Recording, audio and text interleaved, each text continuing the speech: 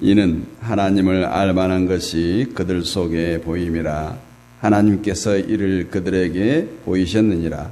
장세로부터 그의 보이지 아니하는 것들 곧 그의 영원한 능력과 신성이 그가 만드신 만물에 분명히 보여 알려졌나니 그러므로 그들이 핑계하지 못할지니라. 아멘. 핑계치 못함, 이런 제목으로 은혜를 나눕니다. 인간의 신에 대한 지식은 사랑과 자비를 토대로 구축되어져 있습니다. 사랑할 만한 사람을 사랑한다는 것이죠. 이것이 인간의 신지식입니다. 그래서 인간들은 나름대로 자신에게 하나님의 사랑을 받을 만한 어떤 조건이 있는가, 이것을 생각하고 살피게 됩니다. 그리고 그러한 조건이 발견될 때 그것을 앞세우고 하나님 앞에 나오게 됩니다. 그런데 사랑을 받을 만한 조건이 있고 하나님의 노여움을 살 만한 특별한 나쁜 것이 보여지지 않음에도 불구하고 어려움이 닥쳐온다, 고난이 닥쳐온다, 실패를 한다, 이럴 때 우리는 하나님에 대해서 분노할 수밖에 없습니다. 자신의 선한 행위에 대한 정당한 대가가 주어지지 않고 오히려 나쁜 결과가 주어진 것에 대한 반항이죠. 그리고 그게 점점 심해지면 하나님에 대한 존재, 신에 대한 존재를 부인합니다. 하나님이 존재한다면, 하나님이 살아계신다면 왜 내게 이런 일이 닥치는가 하는 생각들을 갖게 되는 거예요. 그래서 고난을 겪고 어려움을 겪는 것을 보니까 신은 존재하지 않는 것이 분명하다, 이렇게 반항을 하게 되는 거죠. 이것이 신에 대한 또 하나님에 대한 인간들의 보편적 사고입니다. 그리고 이러한 사고는 우리 기독교 내에서도 얼마든지 볼 수가 있어요. 로마서의 주제인 믿음으로 살리라, 이 주제를 보면 세상에 일어나고 있는 현상을 보고 신을 평가하려고 하는 시도가 얼마나 인간들에게 악한 마음을 가지고 살아가고 있는가를 여실히 보여주고 있어요. 믿음이 있어 보이는 자가 잘 되고 믿음이 없어 보이는 자가 징계를 받고 어려움을 당하는 그런 일들을 바라볼 때 역시 하나님은 살아계셔, 역시 하나님은 공평하신 분이시고 권선징악이 확실한 분이다, 이런 시각을 갖고 살아가는 것, 바로 이것이 믿음 없이 살아가고 있는 현실이라, 이렇게 로마서는 말씀하고 있습니다. 그러나 세상에 하나님이 사랑을 받을 만한 자는 아무도 없다. 우리 인간 스스로가 어떤 일을 행한다고 해도 하나님의 사랑을 받을 만한 사람은 없다라는 거예요. 우리 자신에게 하나님의 사랑을 받을 만한 조건이 있다고 생각됩니까? 무슨 선한 것들이 우리에게서 보여집니까? 우리의 인생을 아무리 더듬고 더듬어 봐도 우리에게 나온 것들은 하나님의 심판, 하나님의 진노, 이런 것들의 대상이었지 도저히 우리는 하나님의 앞에 내놓을 선은 존재하지 않았다라는 것을 알 수가 있습니다. 지난 시간에 모든 인간은 하나님의 진노 아래 놓여 있다고 말씀을 드렸습니다. 인간은 하나님으로부터 사랑을 받을 만한 조건을 가지고 있는 것이 아니라 오히려 진노를 받아서 멸망에 빠지게 되고 죽을 수밖에 없는 죄인의 존재였다라는 것이에요. 그런 우리들이 어떻게 하나님 앞에 나와서 내 의를 드러내고 내가 이런 일을 했습니다, 자기 것을 내놓으면서 하나님, 나는 당연히 하나님의 사랑을 받아야 마땅합니다. 이렇게 말할 수가 있겠어요. 우리는 하나님께서 우리를 살리기 위해서 예수님을 세상에 보내신 것을 가지고 흔히 하나님은 사랑이 많으신 분이다. 사랑의 하나님 이렇게 말합니다. 성경에서 하나님의 의로서 세상에 오신 예수님을 말하고 있는 것은 사랑의 하나님을 우리에게 소개하려고 하는 것이 아니라 우리에게는 왜 의가 없는가? 왜 우리는 예수 그리스도를 기다려야 하고 그분을 바라봐야 하는가에 대해서 설명하기 위해서 하나님이 나타나신 거예요. 그래서 하나님은 그러한 하나님인 거예요.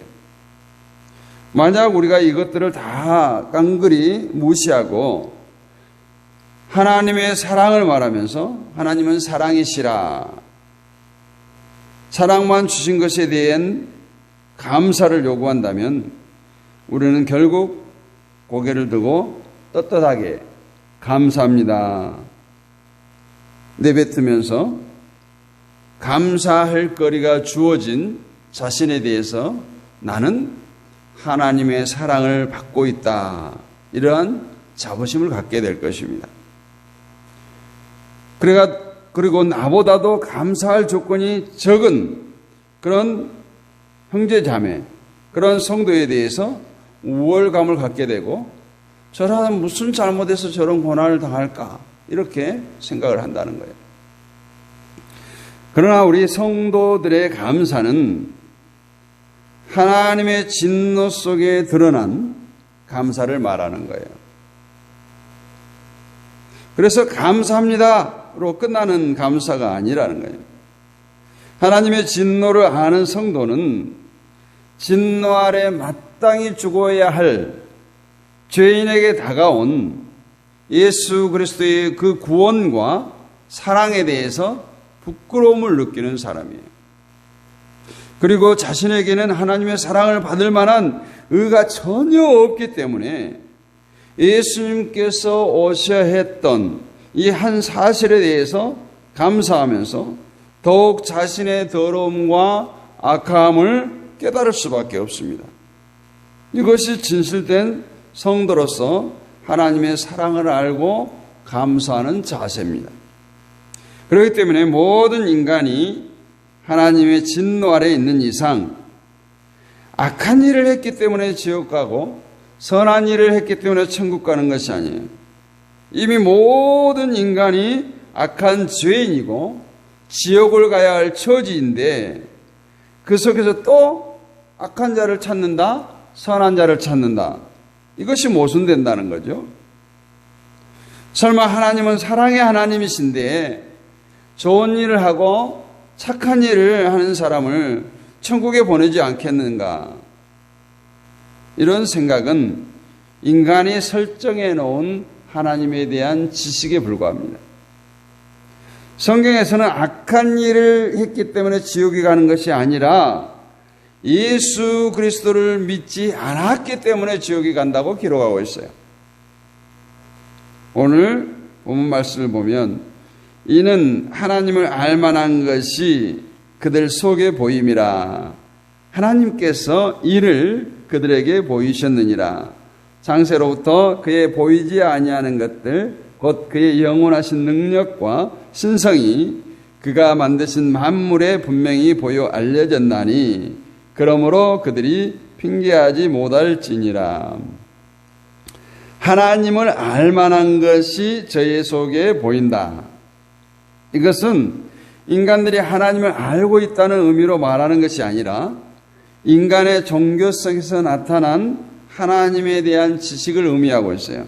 그래서 인간은 자기의 그 지식을 가지고 나름대로 신을 찾고 하나님을 찾지만 그것은 결국 신을 따르고 섬기기 위해서가 아니라 자신을 위해서 찾는다는 거예요. 자신을 위해서.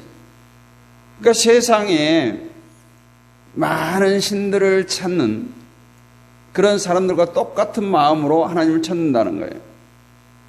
그래서 20절에 그의 보이지 아니하는 것들 곧 그의 영원하신 능력과 신성이 그 만드신 만물에 분명히 보여 알게 되니라. 즉 보이지 않는 분이 영원토록 보이지 않는 분으로 계셨다면 인간들로서는 할 말이 없어요. 하나님으로서도 할 말이 없어요. 왜냐하면 사람들은 그렇게 말합니다. 세상에 보이지 않는 사람을 어떻게 믿을 수가 있느냐, 핑계댈 수 있다라는 거예요. 그래서 하나님을 믿지 못한 책임을 하나님에 돌리는 것이 인간의 본성, 습성이라는 거죠. 그러나 그의 영원하신 능력과 신성이 만물에 보여 알게 되었다라고 오늘 말하죠. 능력과 신성은 하나님 됨을 의미합니다. 다시 말해서 하나님은 그의 만드신 만물이 그 만물을 보면서 하나님을 알 수 있도록 하나님의 흔적들을 만물 가운데 남겨놓으셨다는 거예요. 따라서 인간은 얼마든지 그 만물을 통해서 하나님에 대한 흔적을 발견할 수가 있습니다. 우리가 그렇잖아요. 미국을 가보지 않았지만, 미국을 보지 않았지만 미국이 있는 것을 믿는 것처럼, 또 우리 엄마 아빠가 나를 낳았는지 안 낳았는지 몰라요. 신생아 때는 기억이 없어요. 그러나 믿는 것처럼 이 만물을 보면서 하나님에 대한 흔적을 발견할 수 있다. 그래서 보이지 않는 분이 보이는 것으로 나타났다는 거죠. 그런데 인간들은 보이는 것 속에서 그런 흔적을 발견할 때 어떤 반응을 보입니다. 다시 말을 정리하면 하나님은 분명히 보이지 않는 분이고, 보이지 않는 분이 보이는 것 속에서 흔적을 두심으로 보이는 것으로 나타난 것이에요.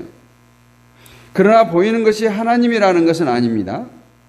하나님이 여전히 보이지 않지만 세상에 보이지 않는 하나님에 대한 의식을 가질 수 있도록 보이는 것 속에 흔적을 남겨두셨다.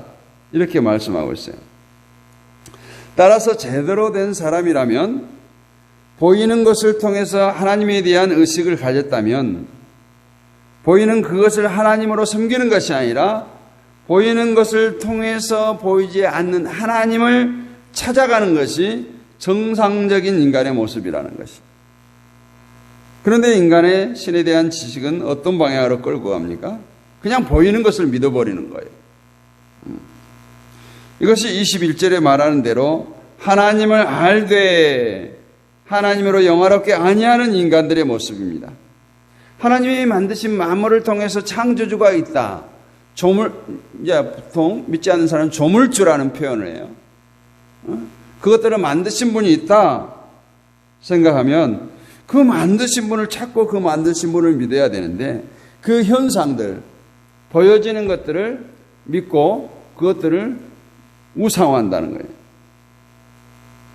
이것이 바로 보이지 않는 하나님을 영화롭게 하지 않는 것. 이것이 바로 인간의 죄악이고 하나님의 진노 아래에 있어야 할 이유가 되었던 것입니다. 그리고 이 진노에서 피할 자는 아무도 없다는 것이 하나님의 선언이에요. 그런 우리들에게 이제 정말 보이는 하나님이 오신 거예요. 바로 예수 그리스도가 오셨어요. 그 하나님은, 그 예수님은 이 땅에 오셨지만 무시받고 멸시받는 모습으로 오셨어요.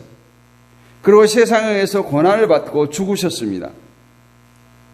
예수님은 보이지 않는 하나님이 보이는 모습으로 우리 앞에 나타나셨어요. 따라서 우리는 예수님을 통해서 하나님의 마음을 알아갈 수가 있습니다. 예수님은 우리에게 보이는 것을 믿지 말라 가르쳐요.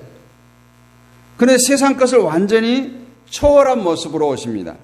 세상 것을 의지하지 말라는 거예요. 그런데 사람들은 또 예수님을 통해서 또다시 보이는 것을 더 확고하게 하려고 그것을 힘으로 삼으려고 했어요.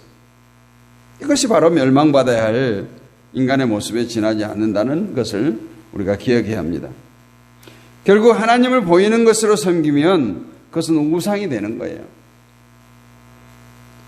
믿음은 보이는 것을 통해서 보이지 않는 하나님을 섬기는 것입니다.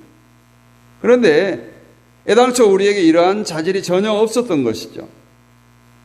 그래서 예수님께서 부활하고 승천하시고 우리에게 보혜사 성령님을 보내주시라고 약속하셨고, 그 성령을 기다렸던 마가의 다락방의 120문도에게 성령이 임했어요.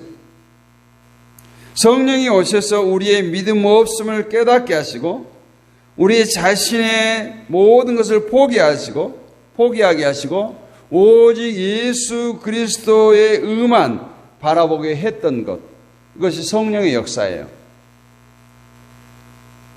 사람들은 성경을 보면서 자꾸 자신의 잘못을 발견하고 고치려고 하지만 성경은 우리에게 그 잘못을 고치라고 요구하지 않아요. 성경은 다만 너희들 아무리 힘쓰고 애써도 하나님의 요구에 충족할 수 없다, 이런 절망에 대해서 선언하면서 그런 인간이 절망적인 존재이기 때문에 예수님께서 하나님의 의로 우리에게 오셨다는 것을 새로운 희망으로 우리에게 소망을 품게 하시고 우리에게 다가오게 되는 것입니다. 우리의 소망이 되신 그분만을 최고의 의로 삼고 살아갈 때 우리는 보이는 것을 초월하고 보이지 않는 하나님을 믿고 따르고 섬기게 되는 것입니다. 그리고 보이는 것들을 초월해서 주님만을 의지하는, 그래서 오늘 로마에서 말한 참된 의인, 그 사람이 바로 하나님께서 지으신 만물을 통해서 보이지 않는 하나님을 신뢰하고 믿는 사람이에요. 그래서 오늘 하나님 편에서 보면 우리 인간들이 얼마나 어리석고 답답했겠어요. 오늘 로마서를 보면 그 하나님이 지으신 만물 가운데 하나님의 흔적을 남겨두셨는데 그것을 믿지 않고 그 만들어주신 창조주 하나님을 믿지 않고 그 만들어준 사물, 그 만들어준 자연, 그 만들어준 눈에 보이는 것을 우상화해버리니 하나님께서 예수 그리스도를 보내지 않을 수밖에 없었고, 그 예수 그리스도, 이 땅에서 자기 의를 내세우는 것이 아니라 오직 예수 그리스도를 믿음으로 의에 이르게 하고 구원받는, 얼마나 어찌 보면 하나님의 방법으로서는 최후의 통첩과 같은 예수 그리스도를 이 땅에 보내시고 우리의 모든 진노 아래에 있는 우리들을 구속의 길을 활짝 열어주셔서 우리는 예수 그리스도만 의지하고 믿을 때에 우리는 구원받는 백성이 되었고 우리에게 의롭다 인침을 주셨던 것입니다. 이러한 믿음으로 오늘도 우리의 삶의 현장에서 눈에 보이지 않지만 모든 되어진 일들, 이 모든 것이 하나님의 섭리, 하나님의 경륜 속에 되어져 있음을 날마다 느끼고 깨닫고 감사하며 사는 저와 여러분이 되시기를 주님의 이름으로 축복합니다.